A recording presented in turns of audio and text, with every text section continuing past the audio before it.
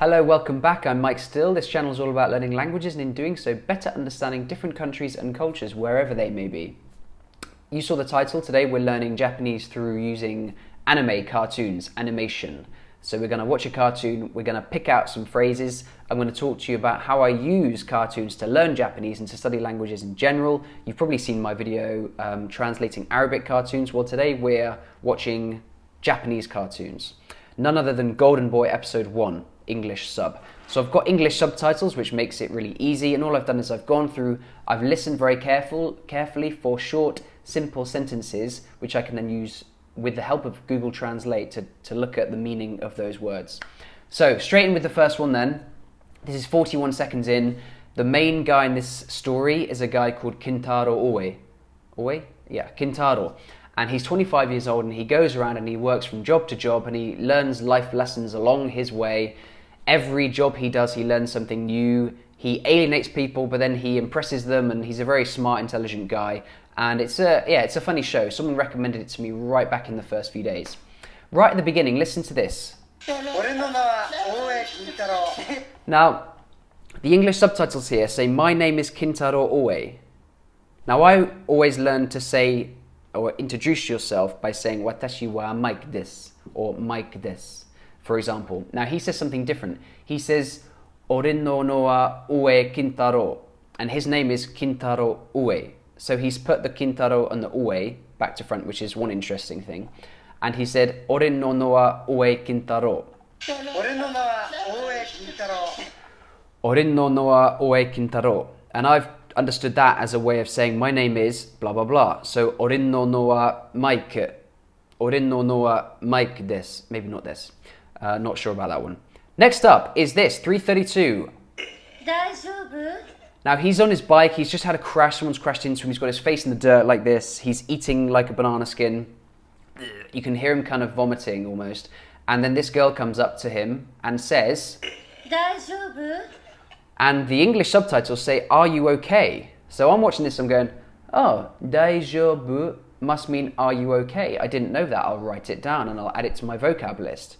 Daijoubu. One more time. Daijoubu.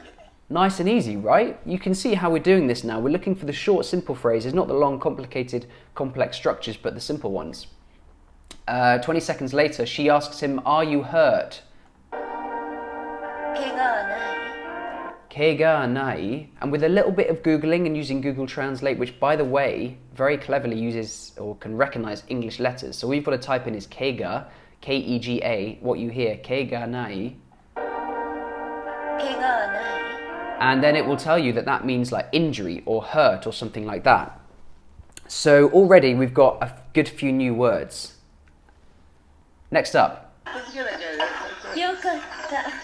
Yokatta. Yokatta. Now a lot of anime shows, they're like very dramatic and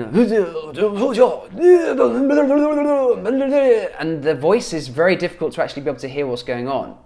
So if you can get a section which is this clear, where someone's just saying yokatta. I've got it slowed down to 0.75 speed, but normal speed would sound like this. Yokatta, yokatta. Then it's worthwhile to learn a phrase like that, yokatta, and that means good. And then he actually responds by saying yokatta, yokatta, listen. Yokatta? Oh, yokatta, yokatta, sore wa yokatta, yokatta. So now I'm never going to forget this word, yokatta. It means good, and I've seen it in context. Context is one of the most important things in learning a language. If you can learn a new word in context and appreciate the kind of situation that you would use that word in, then it is so much more likely to have meaning for you and to stay in your memory, in your long-term memory. If you just learn kind of this means this, that means that, then you won't really fully understand and appreciate when and how to use that particular word. So context is so important. Next up. Lots of background noise here, but the subtitle is simple. It says "1,000,000 yen." 1,000,000 yen. So I thought, okay, I wonder how you say 1,000,000 yen. And the way you say it is "hyakkuman yen." Hyakkuman yen. Now, once you look this up, you discover that hyaku I think means 100 if you use Google to translate that. And then man must mean 10,000. So 100 times 10,000 would make a million. I am pretty sure that's right. Yeah. So 100만 yen, 1 million yen. The subtitles, the listening, you got yourself a new phrase. 1 million yen, 100만 yen. Next up, listen carefully. ちょっと待ってよ。ちょっと待ってよ. And I heard that, I thought, ちょっと待ってよ. That's quite clear, that's quite easy to hear and pick out. What that means is, wait a minute. And again, you can look up ちょっと. I think ちょっと means like little. ちょっと means like little or small or, yeah, little basically, like a little. ちょっと待って and the ends are yo, which I think is kind of extra, like yo, slow down, like something like that maybe. Listen carefully to this one, next one. Now he's met a couple of new characters. All of those were with the same girl in the red dress, but he's now met some businessmen, okay? And the subtitle is clear. It says, we are businessmen. Listen. 私はビジネスマンですから。私はビジネスマンですから。私はビジネスマンですから。We are businessmen. And he speaks quite clearly, this guy. 私はビジネスマンですから。And if you can't even hear exactly what he's saying in Japanese, what you can do is you can go onto Google and you can type in, we are businessmen. And then it will come up with that exact translation. Watashi wa bijinezuman desu kara. And then once you've heard that, or you've read it, then play it back. 私はビジネスマンですから。 And you can hear, watashi wa bijinezuman desu kara. And you can hear that clearly. He's now just started his new job. He's walking around an office and someone says to him, ご覧の通り。 Goran no tori. Goran no tori. Again, simple sentence. Goran means to view or to look. And she's saying Goran no tori. Goran no tori. As you can see. So again, a new phrase added to the list. Today's vocab. He does something funny. He's the kind of guy who alienates people, and he kind of does something to upset her. I can't remember exactly what, but then she sets him to clean the toilet. So listen to this. トイレ掃除。 Toilet soji. Toilet soji. Now back in the first week, when I was doing the dialogue, I learned this phrase, toire wa doko desu ka? Which is, where is the toilet? So toire was always a word I knew. I already knew that. So when I heard this and she said, トイレ掃除。 toilet soji, I recognized that toilet soji. Soji. What is it? Toilet soji. Yeah, soji is also a word which I knew before from the dialogue. Listen to this. 掃除当番が3回増えました。 Soji toban ga 3回増えました.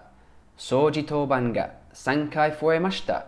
Soji means cleaning. Toban is like duties, and sankai, 3 times, foemashita is to increase. So this is from the NHK dialogue. So we've got crossover now between my main kind of formal resource and then the new stuff which I'm learning from lesson 23 in this NHK World dialogue. So, toilet cleaning, toire soji, and あなた、変態くん？ Anatta, hentai kung. She says this very clearly, very slowly. Anatta, I recognized again from the dialogue. Anatta mori o gekse desu ka? Which means, are you an international student? So I'd heard this anatta word, which I guess is the personal pronoun you, but not used in the same way as it is in English, at least so I understand so far. So she says this. あなた、変態くん？ Anatta, hentai kung. And this means, are you some kind of pervert? He's been doing something a bit weird. And she says this. あなた、変態くん？ Anatta hentai kun. So another phrase. Are you some kind of pervert? If you ever need that, then there you are. Anatta hentai kun. And we'll stop there for now. That is like basically my method for studying anime cartoons. We've got about 20 new words there, split into about 8 or 9 different phrases, which I think are kind of useful in their own context, right? All of these phrases you can use at some point, and they highlight for you individual vocab to add to your overall list, which is really the basis of learning a language. You can spend all the time like watching Japanese TV or reading Arabic. Well, if you can read Arabic, you're doing well anyway.